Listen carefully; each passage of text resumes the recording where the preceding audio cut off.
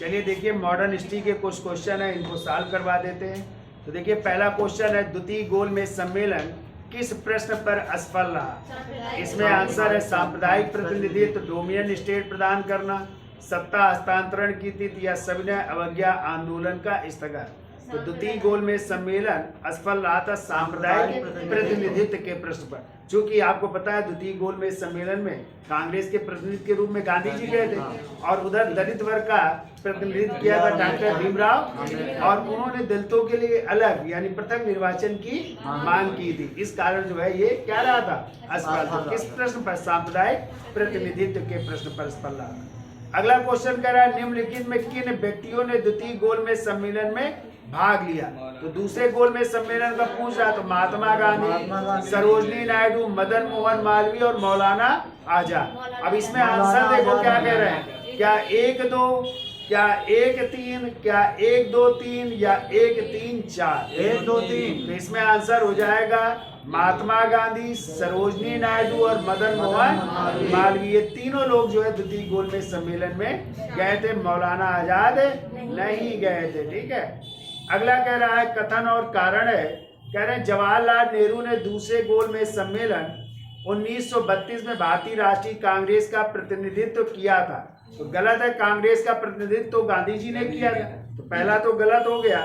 कह रहा है गांधी इरविन समझौते 1931 में भारतीय राष्ट्रीय कांग्रेस का दूसरे गोलमेज सम्मेलन 1932 में भाग लेना अंतर्निहित था। सही है। तो ये सही है। ठीक है, लेकिन यहाँ पे डेट गलत है क्योंकि दूसरा गोलमेज सम्मेलन 1931 में होता है।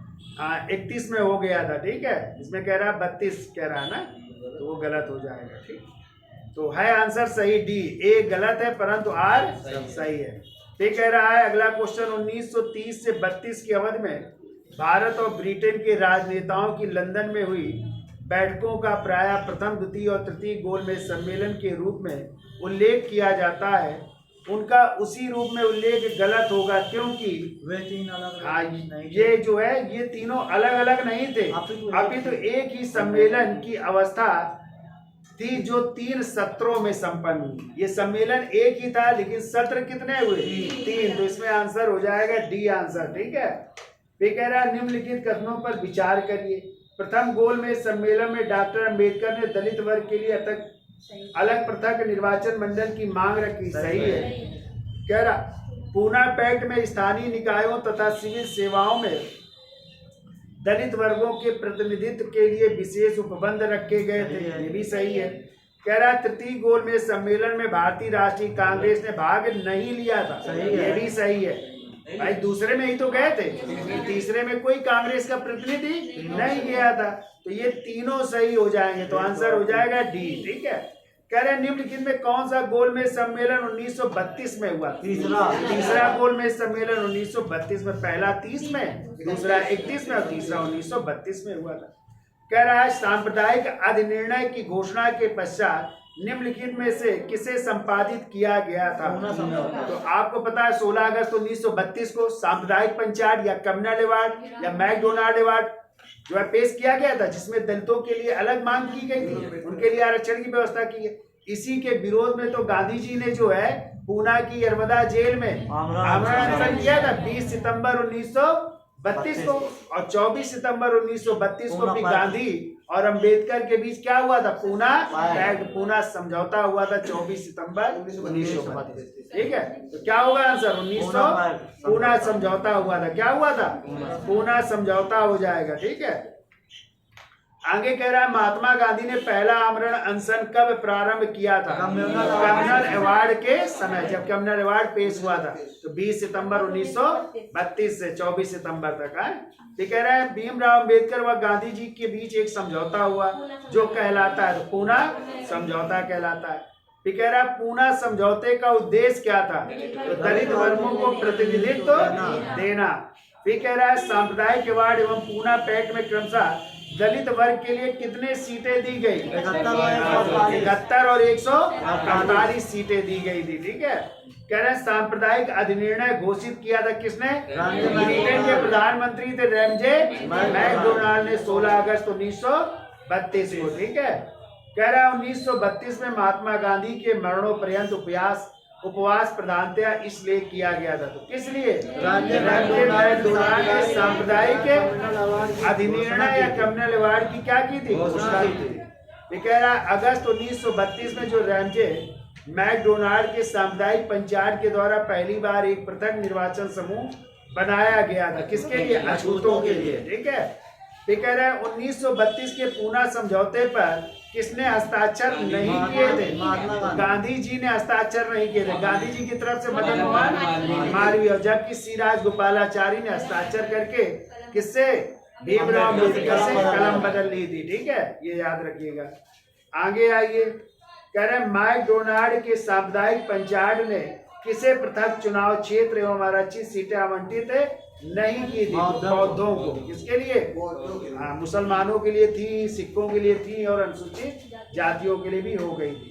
कह रहे हैं अखिल भारतीय हरिजन संघ की स्थापना किसने की थी? महात्मा गांधी ने, और इसी का नाम था हरिजन सेवक संघ। तो हरिजन सेवक संघ का कह रहा है पूर्व नाम क्या था? All India anti untouchability league.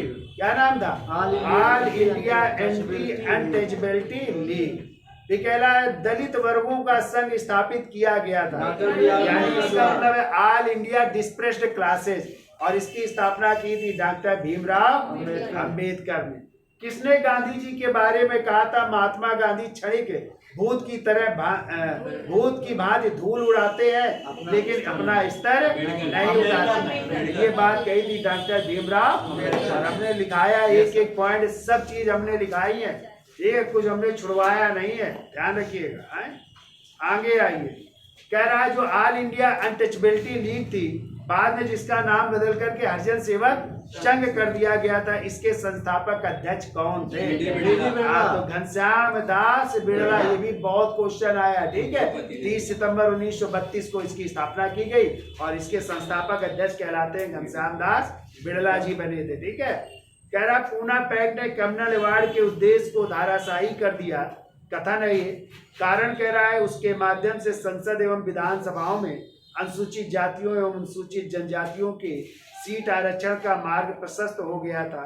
इसमें ए हो जाएगा, ए आर दोनों सही और सही व्याख्या भी कर रहे हैं।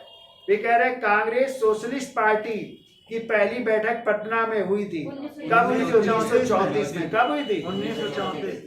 कह रहा निम्नलिखित में कौन कांग्रेस समाजवादी दल के प्रमुख नेता थे? इसके अनुसार हो जाएंगे आचार्य नरेंद्र देव हो जाएंगे। ये कह रहा है 1934 में पटना में अखिल भारतीय कांग्रेस समाजवादी पार्टी के संयोजक कौन थे? तो जयप्रकाश नारायण हो जाएंगे। कह रहा 1934 में कांग्रेस समाजवादी पार्टी का गठन किया गया था किसके द्वारा? जयप्रकाश नारायण और आचार्य नरेंद्र देव द्वारा। कह रहा है श्री नरसिंह नारायण क्या थे? तो ये एक समाजवादी थे। क्या थे? और लोक नायक के नाम से किसे जानते हैं? जयप्रकाश नारायण को क्या कहते? लोक नायक। जयप्रकाश दिवस कब मनाया गया? अप्रैल 1946 में। कब? अप्रैल 1946 में। और इसका आंसर हो जाएगा सी है। जो कठिन है उनका आंसर देख लो। फिर इसका आंसर हो जाएगा डी, कोई नहीं है। मैं कह रहा हूँ वर्ष 1937 के चुनाव में कितने प्रांतों में कांग्रेस का मंत्रिमंडल बना था? 6। 37 का पूछा गया तो 6 जगह कांग्रेस ने मंत्रिमंडल बनाए थे। 2 जगह नहीं बनी। 2 जगह मिली जुली बनी थी। ठीक है, और 3 जगह नहीं बन पाई थी। और वो हमने बताया बीएसपी याद रखना, बी से बंगाल, एस से सिंध और पी से पंजाब। ठीक है, यहाँ पे नहीं बना पाए। कह रहा 1937 के चुनावों में कांग्रेस द्वारा बहुमत प्राप्त प्रांतों की संख्या थी 5 प्रांतों में तो पूर्ण बहुमत था, जबकि बंबई में 1-2 सीटें कम थी, लेकिन वहां पे भी सरकार बनी थी। ठीक है, तो 5 प्रांतों में पूर्ण बहुमत था। कह रहा प्रांतीय सरकारों का गठन निम्नलिखित में किस अधिनियम के तहत किया गया था? तो 1935 के भारत शासन अधिनियम। ये कह रहे हैं जो चुनाव हुए थे 1937 में और कांग्रेस का जो मंत्रिमंडल बना था, इन्होंने कितने महीने तक जो है सरकार चलाई? 28 माह। और चूंकि 1939 में द्वितीय विश्व युद्ध शुरू हो गया था, तो 28 माह बाद इन्होंने अपने प्रांतों से क्या कर दिया था? मनपसंद से त्याग पत्र दे दिया। तो कितने महीने सरकार चली थी? 28 माह तक चली थी। ठीक है, कह रहा 1937 के संपन्न विधानसभा चुनाव में भारतीय राष्ट्रीय कांग्रेस को किस प्रांत में पूर्ण बहुमत पंजाब। नहीं मिला था? तो पंजाब में नहीं मिला था। ठीक है, ये कह रहा है वह कौन सा प्रांत था जहां 1937 के आम चुनाव में भारतीय राष्ट्रीय कांग्रेस को पूर्ण बहुमत नहीं प्राप्त हुआ था? तो यहाँ पे असम हो जाए। असम में बहुमत तो नहीं मिला था, लेकिन मिलीजुली सरकार बनी थी। ठीक है, ये कह रहा है कहाँ पे भारतीय राष्ट्रीय कांग्रेस ने अपनी सरकार नहीं बनाई थी? जिसमें बिहार, मद्रास, उड़ीसा और बंगाल दे रहा है। तो हमने कहा था बंगाल, बीएसपी याद रखना है। तो बंगाल, सिंध और पंजाब में इनकी सरकार नहीं बनी थी। यहाँ पे हो जाएगा बंगाल है। फिर कह रहा है अपनी किस कार्यकारिणी कमेटी में कांग्रेस ने भू स्वामित्व को समाप्त करने की नीति अपनाई?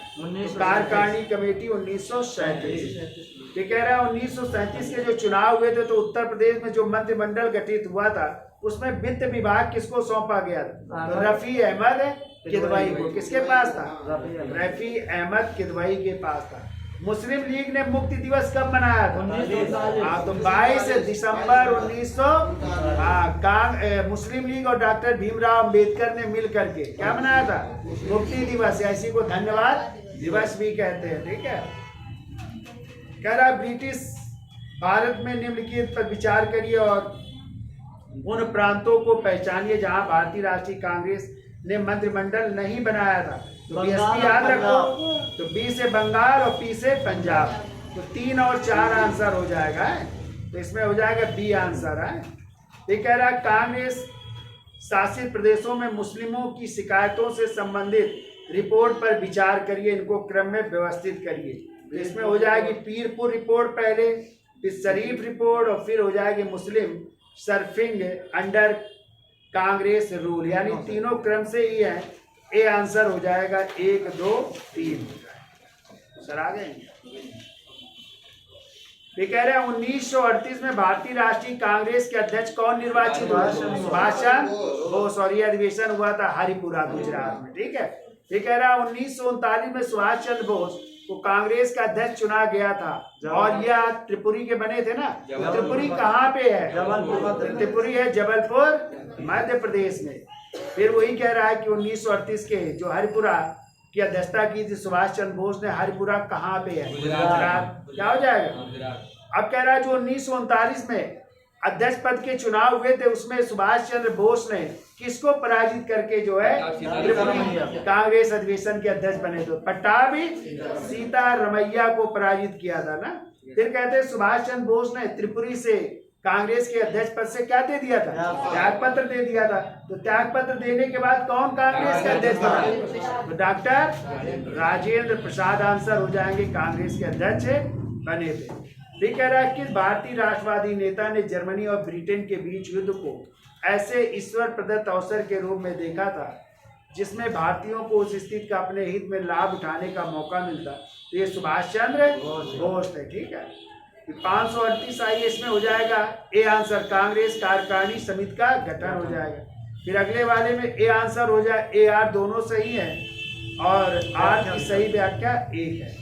कह रहे हैं जब द्वितीय विश्व युद्ध शुरू था 1939 से 45 के समय, उस समय ब्रिटेन का प्रधानमंत्री विंस्टन चर्चिल थे उस समय। फिर अगले में आइए इसमें बी आंसर होगा यस आर दोनों असत्य है। ठीक है, यस और आर दोनों असत्य है। ये कह रहा है द्वितीय विश्व युद्ध के संबंध में भारतीय राष्ट्रीय कांग्रेस की क्या नीति थी? पूर्ण स्वतंत्रता का आश्वासन मिलने पर ब्रिटेन को सहयोग देंगे, ये नीति थी। तो ए आंसर हो जाएगा। 1939 में कांग्रेस मंत्रिमंडल ने 7 प्रांतों में त्याग पत्र दे दिया था, क्योंकि इसमें सभी सही हो जाएंगे। ठीक है, फिर कह रहा है द्वितीय महायुद्ध कब समाप्त हुआ? 45। हाँ, तो 15 अगस्त 1945 को जब जापान ने जो है क्या कर दिया था? आत्मसमर्पण कर दिया था। और कारण क्या था? जापान के 2 शहरों में परमाणु बम का गिरना, 6 अगस्त और 9 अगस्त, हिरोशिमा और नागासाकी। एक का नाम था लिटिल बॉय और एक का नाम था बैट मैन नाम था। ठीक है, कह रहा मुसलमानों के लिए पृथक राष्ट्र का विचार दिया था। तो यहाँ पे विचार पूछा गया। तो हमने आपको बताया था मोहम्मद इकबाल ने, जब उन्होंने इलाहाबाद में मुस्लिम लीग 1930 में हुआ था, मुस्लिम लीग का अधिवेशन, उसकी क्या की थी? अध्यक्षता। तब उन्होंने जो है अलग मुस्लिम राज्य की बात की थी। कह रहे हैं मुसलमानों के लिए पृथक राज्य के लिए पाकिस्तान शब्द का प्रयोग किसने किया?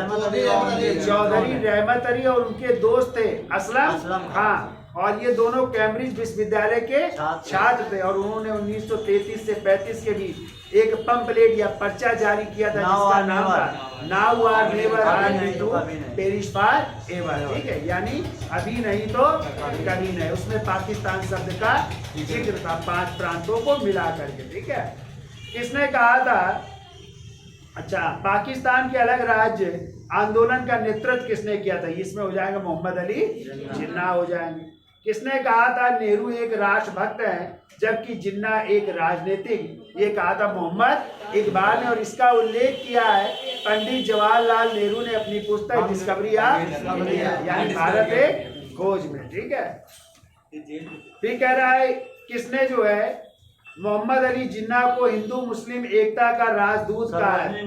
तो सरोजनी नायडू ने कहा है। ठीक है, तो आज के लिए इतना रखते हैं। ठीक है, सर आ गए हैं, ये आगे क्वेश्चन हम कल करवा देंगे। ठीक है, धन्यवाद। बहुत बड़ा